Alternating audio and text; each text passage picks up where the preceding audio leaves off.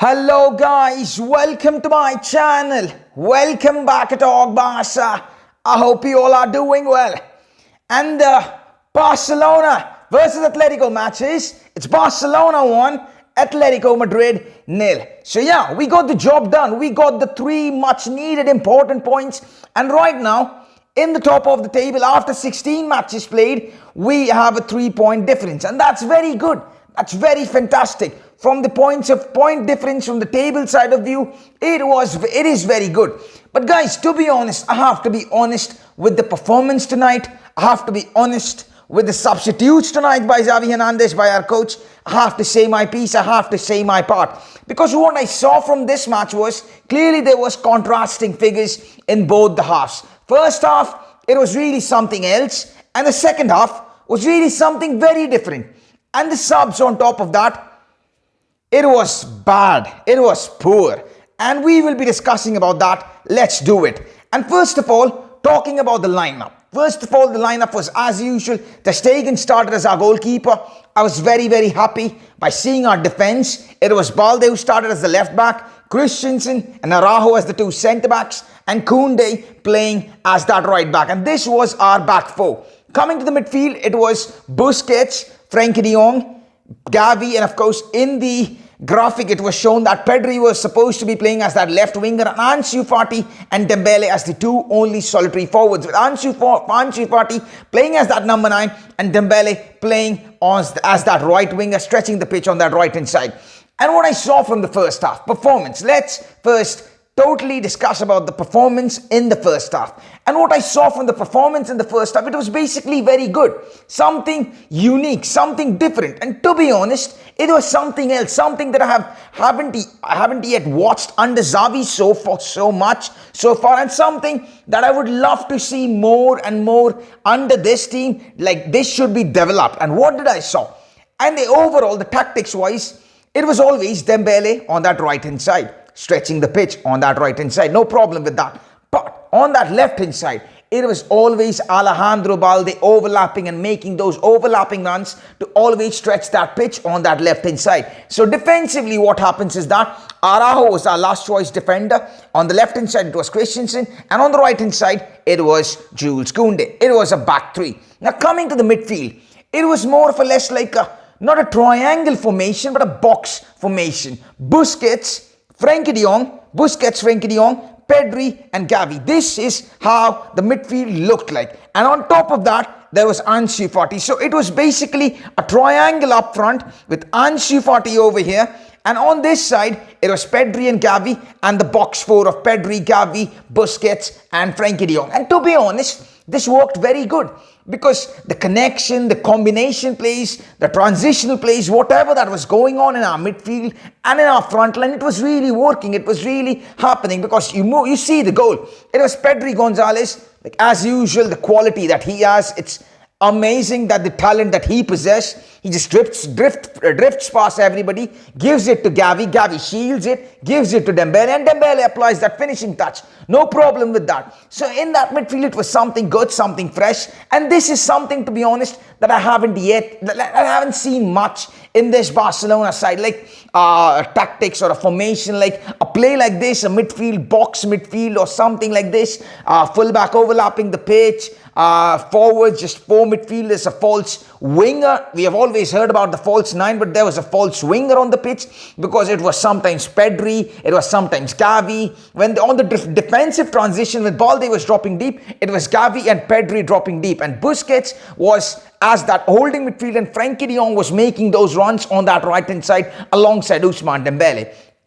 And I have to be honest, this is something that I really want to see more in this squad. And I know there's always room for improvement. This was nowhere near the finished product, or nowhere near the finished article, like the style that we want to see, that the style we want to implement. And I was really, really happy of seeing something different that I discussed, that we talked about in the match preview, something else, something different, versatility in the midfield. And I really enjoyed that thing. The midfield is a very important place, as I've said it. So that was really good. Now, this was the first half performance, and I really encouraged it even in the watch along as I was doing. But coming into the second half performance, and here I think this is where the problem starts. In the starting minutes, everything was okay. Atletico Madrid were putting up the pressure as you usually expect them because they were 1-0 down, so you expect them to be putting up the pressure, and Barcelona just retracting a little bit. But the problem started when we started making changes. And this is, I don't understand. Every match or something, every 2 matches, or we will always mostly see Frenkie de Jong being subbed off in the 60th minute. And I don't get that. And I really don't get that. Here in the news, here in every outlet, everybody's saying, even Fabrizio Romano is saying that, like Laporta is saying, Frenkie de Jong is for the future, he's not for sale, he never was. He's like Barcelona right now, Frenkie de Jong, he's seeing Frenkie de Jong as the one for the future. He's like the one to be the one leading our midfield. And then in the matches, we see something else. In the matches, as the time, and I have to be honest, I was expecting Busquets to be subbed off. And I really hope at that moment, because Kessié also came on, and I thought Kessié and Frenkie de Jong together can really do wonders because the potential is there. Both of them are double pivot, and we were playing something very much similar to that box four. So it was more or less like a double pivot. And I don't understand this. Frenkie de Jong is subbed off in the 60th minute once again. Then in the next move, you're expecting, okay, if Rafinha comes on, it has to be Ousmane Dembele. Ousmane Dembele for Rafinha. It has to be something like that. No, Rafinha comes on. Who comes off? Gavi. Busquets still stays on the pitch. And I don't understand once again.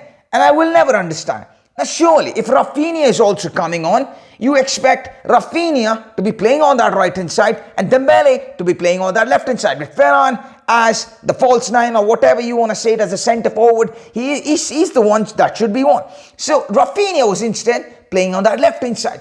And we have seen it in the past, Rafinha playing as that left winger. It never works. It never has. So why on hell, why on this God's green earth is Xavi deciding to play Rafinha on that left-hand side? Why is he doing that? This is the third problem. First one, the substitutions, Busquets, then that Rafinha one. And the fourth one is that you're bringing on more changes. You bring on Roberto, you bring on Marcos Alonso. Alonso, I'm going to be saying it. And immediately at the end minutes of the game, Alonso was as usual caught off guard. There were chances. And due to Araujo, and yeah, Dembele scored a goal, but Araujo earned that 3 points for us. Otherwise, the game would have ended 1-1. Otherwise, the game would have ended 1-1 if Araujo wouldn't have made that goal line clearance. And I don't get that. Araujo was playing, okay, you understand this, but why on hell you're bringing on Roberto to play in the midfield? And on top of that, you're bringing off Balde for Marcos Alonso. And this is like a thing that I have to say. I'm saying it once again. I am a huge admirer of Xavi Hernandez, but why he can't see these things? See these basic things. And I think many of you guys right now watching this video will probably agree with me. Why is he making these decisions? He's only making things difficult for himself only. He's making things difficult. And you can see clearly after those changes were made, there was a drop in performance. There was a clear-cut drop in performance. We were unable to get the ball off the defense. The midfield was sometimes non-existent. Forward line there was nothing. There was absolutely nothing in the forward line. So that's the question. Why is he making things difficult for the team and for himself? He has to get that, and I really hope, and I'm happy. And I pray to God, and I'm really happy that we got the 3 points. It's important for us for the La Liga title race. It's absolutely very important for us for that La Liga title race. We have got the job done on that aspect. But still, guys, what is the mistake? What is the problem? Xavi has to understand these things. You can't be making changes after changes. Substitutions, as usual, once again, poor. And I really hope in the upcoming matches he understands this and he nurtures the strategy or the formation or the style that we saw in the first half. And I really hope that is nurtured and we get to see more of that version in the upcoming matches. I really hope so. So guys, that's it for today's video, guys. That's the match review, and thank you so much, guys, for tuning in. Once again, if you're new to this channel, if you're seeing this face for the first time, do hit that like button and hit that subscribe button. Do all those good stuff. It's very, very much appreciated. It helps the channel grow. It helps me. It makes my day. So yeah, hit that. Do all those good stuff, and I will be seeing you guys on the next one. So unless, stay safe, stay good, stay happy, stay healthy. Good night. See you. Bye-bye. Take care. Visca el Barça.